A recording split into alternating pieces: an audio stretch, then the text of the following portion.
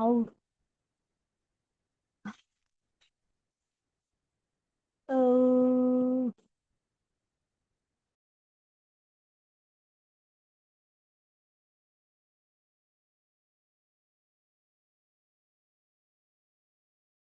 एक minute wait करें जरा, हमारी स्पीकर आ जाए फिर स्टार्ट करेंगे।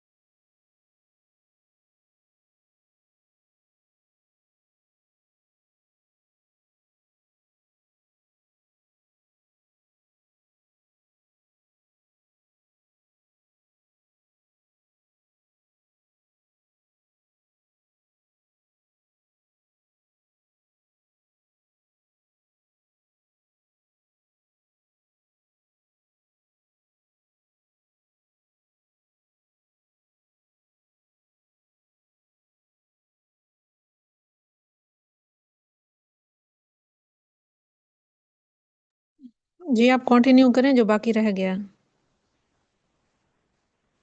जो बाकी रह गया वो कंटिन्यू करें प्लीज। सॉरी, वो मुझे ध्यान में नहीं रहा कि मैंने देखा ही नहीं, जो है वो स्टॉप किया हुआ था।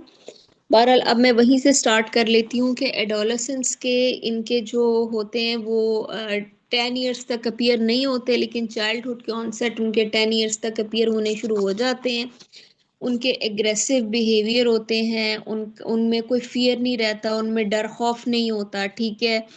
और उनमें आप कहें कि ये मोस्टली जेनेटिक भी होते हैं, मतलब उनके घर में कोई बंदा बहुत गुस्से वाला है और कोई बहुत मारपीट वाला है, बायोलॉजिकल एक्सटर्नली हो रहे हैं ना। तो जो चाइल्ड ऑनसेट टाइप हैं और इसमें ये बहुत अनइमोशनल होते हैं, और ये मैंने आपको सारी चीज़ें बता दी हैं, प्री प्री सोशल होते हैं। अच्छा, अब ये आपको बताती हैं कि जो इनका रेट क्या है, जर्नल रेशियो, जो पॉपुलेशन जो टोटली कंडक्ट डिसऑर्डर की है ना, वो 2 से 10% है। ज़्यादातर जो रेंज जो टोटली स्पेसिफिक की है ना स्टडी के मुताबिक, कि 10% ऑफ अमेरिकन डायग्नोस्ड किए, उन्होंने डायग्नोस्ड किया है कि conduct disorder during their life, अपनी लाइफ में, पूरी लाइफ में वो तकरीबन 10% जो होते हैं। ऑफ कोर्स जो लोग होते हैं वो इस चीज़ को मतलब इस चीज़ का इस चीज़ से सफ़र होते हैं, ठीक है। अच्छा, ऑनसेट लेवल इसका है कि 10 साल तक ये तकरीबन अपीयर होता है। कंबोर्बिटी, कंबोर्बिटी होता है, मैंने आपको पहले भी बताया है कि जब एक डिसऑर्डर दूसरे में मर्ज हो जाता है। अगर आप देखें ऑपोजिशनल जो, अच्छा एक और डिसऑर्डर है, अगर वो मैं सबसे एंड में वो वीडियो का टाइम हुआ तो वो चलाएंगे कि ऑपोजिशनल डेफिशिएंट डिसऑर्डर होता है, उसके बारे में मैं आपको बताती हूँ कि वो क्या होता है। ये दो डिसऑर्डर के साथ मिल जाता है। ये वाला जो डिसऑर्डर है कंडक्ट डिसऑर्डर, ये ओडीडी इसे कहते हैं, ऑपोजिशनल डेफिशिएंट डिसऑर्डर, और अटेंशियल डेफिशिएंट हाइपर एक्टिविटी डिसऑर्डर, ठीक है, एडीएचडी के साथ कंबोर्बिड हो जाता है अक्सर, और 90% ऑफ चिल्ड्रन इससे सफ़र करते हैं। कोर्स क्या होता है, अर्ली द, अच्छा इसमें होता है इनका डिसरप्टिव बहुत ज़्यादा बिहेवियर होता है, और एडोलेसेंट पे जाते जाते इनकी एंटी सोशल पर्सनालिटी डिसऑर्डर हो जाता है, जो हमें नज़र आता है। अब जेंडर डिफरेंसेस में अगर देखा जाए ना, तो ये मेल्स में 10% मेल में ज़्यादा, इन मेल्स में इनकी तादाद ज़्यादा होती है, क्योंकि मेल्स ज़रा एग्रेसिव होते हैं, इसलिए इसकी तादाद ज़्यादा होती है। अब मैं आपको ऑपोजिशनल डेफिशिएंट डिसऑर्डर के बारे में बताती हूँ वो क्या चीज़ है। एक तो हमने फर्स्ट फर्स्ट जो हमने एक्सटर्नलाइज जो हमने डिसऑर्डर की बात की वो कंडक्ट डिसऑर्डर था, उसमें मैंने आपको बहुत तफसील से सारा बताया। अब सेकंड जो इसी का एक्सटर्नलाइज का आ रहा है वो अपोजिशनल डेफिशिएंट डिसऑर्डर है। इसमें एंग्री स्टेट हो जाती है, वेंडिक्टिव बिहेवियर होता है, डिस्ट्रक्टिव बिहेवियर, यानी कि हर चीज में ये डिस्ट्रक्टिव बिहेवियर शो करते हैं, यानी कि चीजों को नुकसान पहुंचाना। ये अच्छा, हर चीज के बारे में generally directed towards authority figures, ठीक है। नॉट यूजली वायलेंट, वैसे वायलेंट नहीं हमें नजर आएंगे। Do not usually cause severe harm, ये थोड़े उनसे कम लेवल पे हार्म पहुंचाते हैं जो कि कंडक्ट बिहेवियर वाले होते हैं। लेकिन अगर ये इनका सेवेरिटी लेवल पे चला जाए ना तो ये चेंज हो जाता है वो एंटी सोशल पर्सनैलिटी डिसऑर्डर में।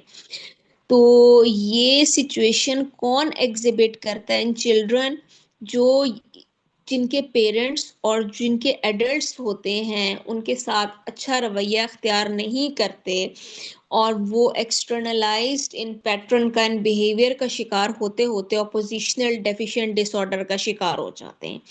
DSM-5 के थ्रू देखें, अगर हम देखें जाए एटलीस्ट 4 सिम्टम्स इनमें होना ज़रूरी है तो उसको हम कहेंगे कि ऑपोजिशनल डेफिशिएंट डिसऑर्डर है। यानी कि ये लूज टेम्पर, अपना टेम्पर बहुत जल्दी, कई लोग होते हैं ना वो बहुत जल्दी गुस्सा करने लगते हैं, हाँ तुमने ये क्यों किया, बस जरा जरा सी छोटी छोटी बात पे उन्हें गुस्सा आने लगता है।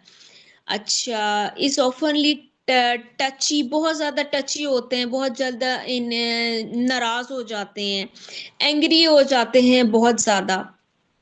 अच्छा, अब कल्चरल डिफरेंस अगर देखें ना तो ये चीज़ बहुत ज़्यादा मैटर करती है कि जो डिफरेंट कल्चर के अगर हम बेसिकली जो कल्चरल डिफरेंस के लिहाज से बात करें ना तो आपको पता है कि culture to culture, norm to norm, ये चीज़ें बहुत ज़्यादा मैटर करती हैं।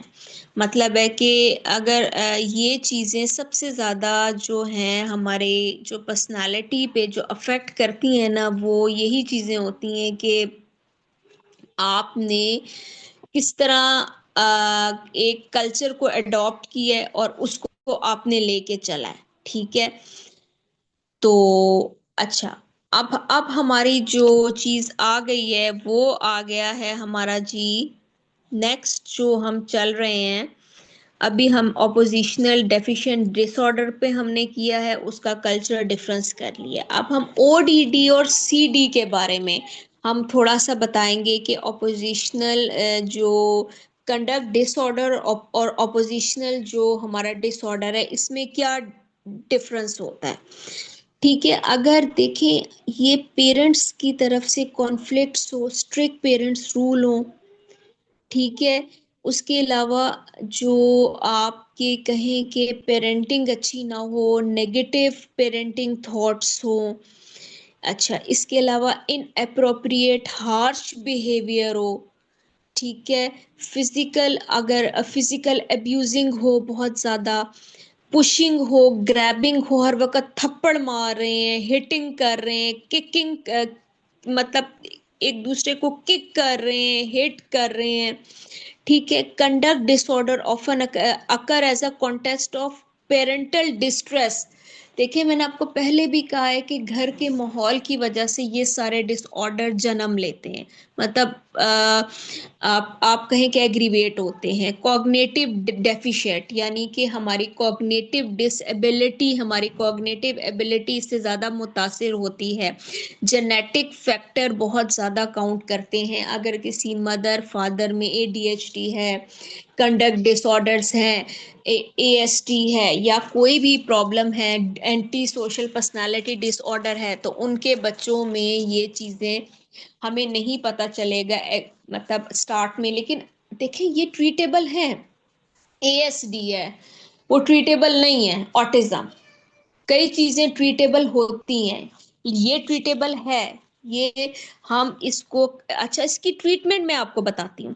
Behaviour based parent training programmes हम करवा सकते हैं, हम बिहेवियर बेस में क्या क्या चीजें शामिल होती हैं, रिड्यूस चिल्ड्रन, उसमें एग्रेसिव और डिसरप्टिव बिहेवियर खत्म करते हैं, ऑपोजिशनल बिहेवियर जो कि बिहेवियर अगेंस्ट जा रहे होते हैं अगले के, उसको हम खत्म करते हैं और न्यू बिहेवियर को अडेप्ट करते हैं। ये बिहेवियर थेरेपिस्ट नहीं होते, ये इसीलिए होते हैं।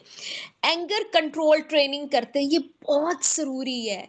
किसी को गुस्सा आ रहा है, आपको मैं बताऊं ये ट्रेनिंग में क्या होता है, आपको गुस्सा आ रहा है तो अगला जो थेरेपिस्ट है वो और गुस्से से बात करेगा, वो ये देखने की कोशिश करेगा कि आप उस ट्रेनिंग में आप उसको किस तरह, मतलब आप अपने एंगर को कंट्रोल कर सकते हैं। तो एंगर ट्रेनिंग बिहेवियर वैल्यू करता है treating children with anger problems और एग्रेशन प्रॉब्लम।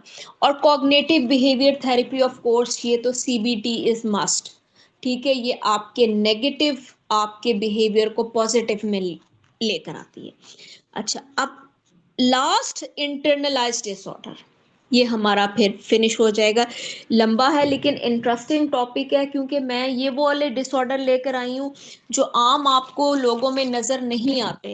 ये ऑटिज्म हो गया, ये हो गया जी हमारे न्यूरो डाइवर्ज, ये ए टिपिकल बच्चे होते हैं जो नॉर्मल हमारे घरों में आम रूटीन में खेल रहे हैं, लेकिन उनके बिहेवियर हार्मफुल होते हैं जो हमें नजर नहीं आ रहे होते।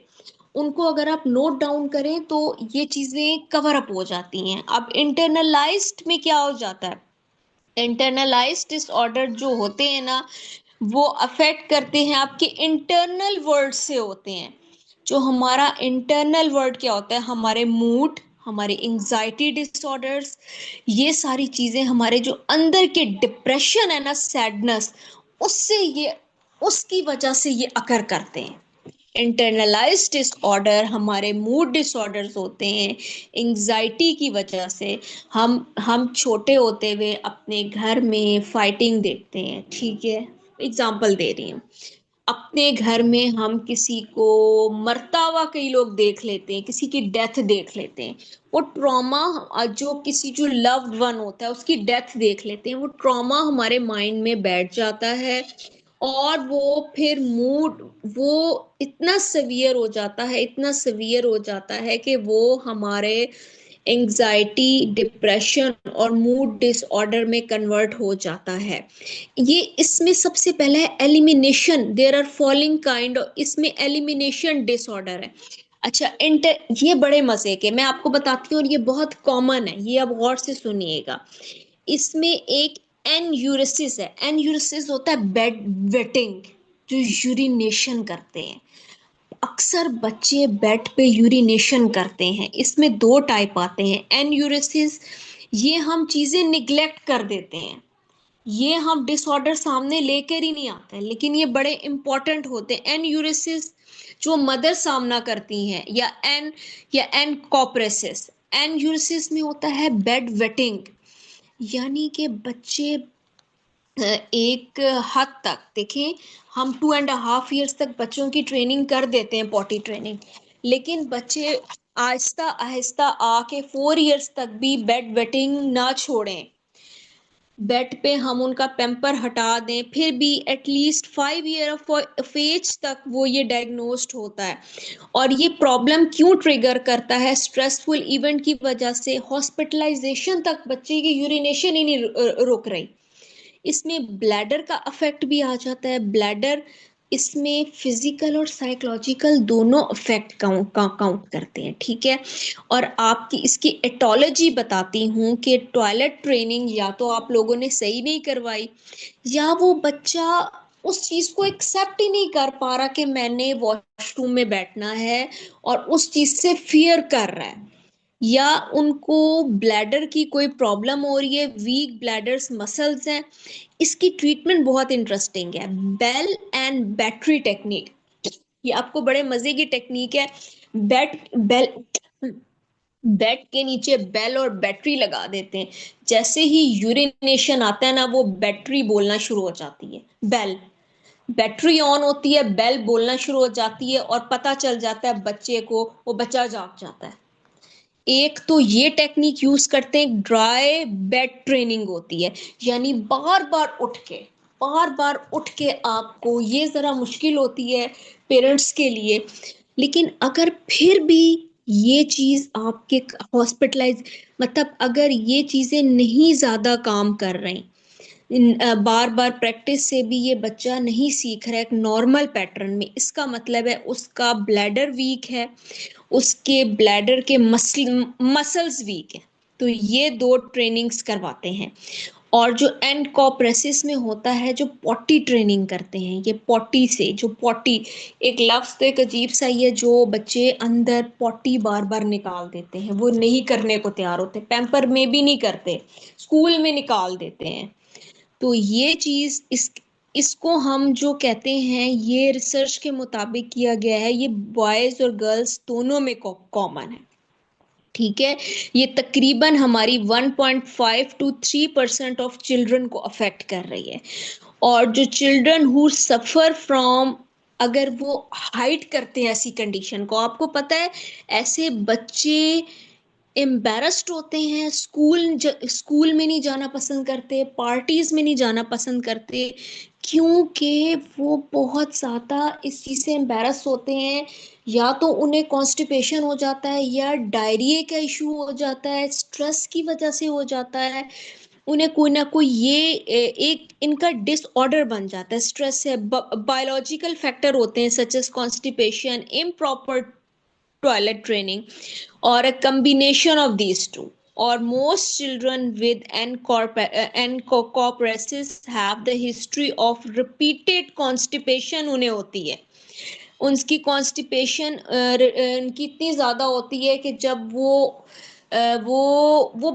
बताते ही नहीं इस चीज को, लेकिन जब वो उनकी कॉन्स्टिपेशन ओपन होती है, उसकी उसकी सिवेरिटी लेवल जब बढ़ जाता है, जब वो करते हैं, तो वो उसी शर्मिंदगी के मारे वो किसी फंक्शन में जाना पसंद करते हैं ही नहीं। तो सबसे पहले ये डिसऑर्डर होता है, इसे medical examination is typically conducted first. देखें, ये सारे अब आपको मैंने ये बताया है, ये डिसऑर्डर हैं, ये आम डिसऑर्डर आपको लग रहे होंगे, हमारे घरों में ये एक आम सी चाइल्ड के डिसऑर्डर है। इसलिए जितने भी पेरेंट्स यहाँ पर हैं, उनसे मेरी अपील है, रिक्वेस्ट है कि आप अपने बच्चों को पहचानें। पहले भी जिस तरह मैंने कहा कि आप अपने बच्चों को रिकग्नाइज करें कि उनमें मेंटली, देखिए जरूरी नहीं कि आपका बच्चे में डिसऑर्डर हो और लर्निंग डिसेबिलिटी वही डिसऑर्डर, नो। ए टिपिकल बच्चे जो होते हैं नॉर्मल हमारे घरों में, वो क्यों इन चीजों की तरफ जा रहे हैं, उनको क्या प्रॉब्लम हो रही है घर की तरफ से, उनको भी देखिए। काउंसलिंग और आप जब क्लिनिकल साइकोलॉजिस्ट के पास जाते हैं, इसका ये मतलब नहीं होता आप पागल हैं। हमारे यहाँ ये कॉन्सेप्ट है कि एक पागल है, एक मेंटली रिटार्डेड है, उसको लेके जा रहे हैं, नो। हम उसको लेबल लगाने नहीं लेके जा रहे, हम उसका फ्यूचर सही करने जा रहे हैं। उनके फ्यूचर में हम चाह रहे हैं कि वो फ्यूचर में, ये जो मैंने अभी आपको इंटरनलाइजिंग डिसऑर्डर है, ये इतने बच्चों में होते हैं, इतने बच्चों में होते हैं, जो बच्चे बेचारे बोल नहीं सकते, कई लोग होते हैं ना डेफ एंड डम होते हैं, वो बेचारे बोल नहीं सकते, उन्हें ये चीजें प्रॉब्लम होती हैं। कई वैसे ही नहीं बता सकते वर्बली, या कई इस चीज को शर्मिंदगी एम्बैरेसमेंट के बारे में नहीं बताते, या जो मैंने आपको बाकी जो कंडक्ट डिसऑर्डर्स बताए, ये चीजें आप लोगों ने पहचाननी है। आप पेरेंट्स उनके साथ बैठें, फ्रेंडली रिलेशन करें, ताकि वो शुरू से ही चाइल्डहुड से इस ट्रॉमे से निकल के एडल्टहुड तक मत जाएं। अगर एडल्टहुड में वो चले गए, तो वो personality, anti social personality disorder and comorbid disorder, मुख्तलिफ डिसऑर्डर्स का शिकार हो जाएंगे, और वो फिर उनकी लाइफ स्पॉयल हो जाएगी।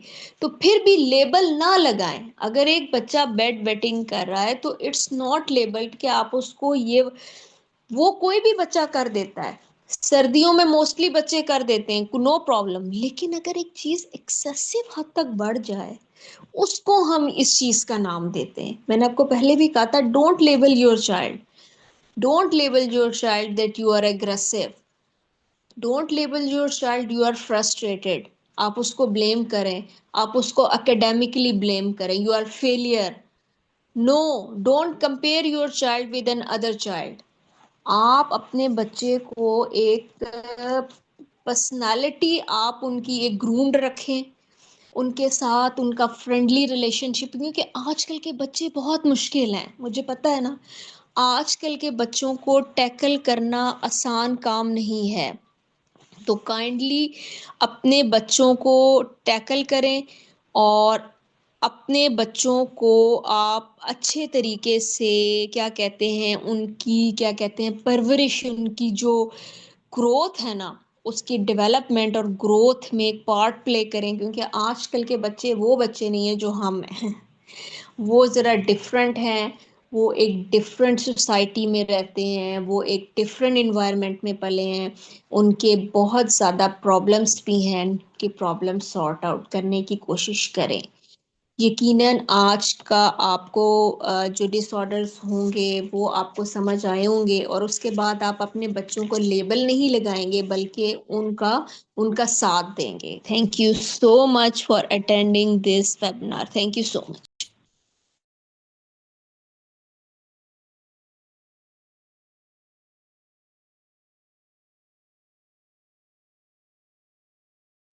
जी बहुत बहुत शुक्रिया मिस तोबा। आपने बहुत बहुत अच्छा सेशन दिया। मुझे आपकी एग्जांपल्स बहुत अच्छी लगी जो आपने रिलेट किया। आजकल के जो बच्चे हैं उनके साथ वो 100% जो है वो मैच होता है, जिसमें आपने जो है वो बेड वेटिंग और उसके अलावा जो बहुत ज़्यादा फ्रस्ट्रेशन उनमें आ जाती है उनकी जो है वो रियल एग्जांपल्स दी। और ये आई थिंक जो मैंने ऑब्जर्व किया, मेरे पास केसेस आते हैं तो मोस्टली यही देखने में आता है।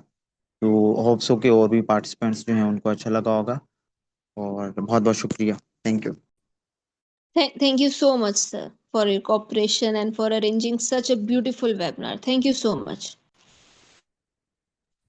Thanks a lot. अल्लाह हाफिज़। फिर इंशाल्लाह न्यू वीक में मुलाकात होती है। अपना बहुत सा ख्याल रखें। अल्लाह हाफिज़। Take care. Thank you so much. Okay, Allah Hafiz.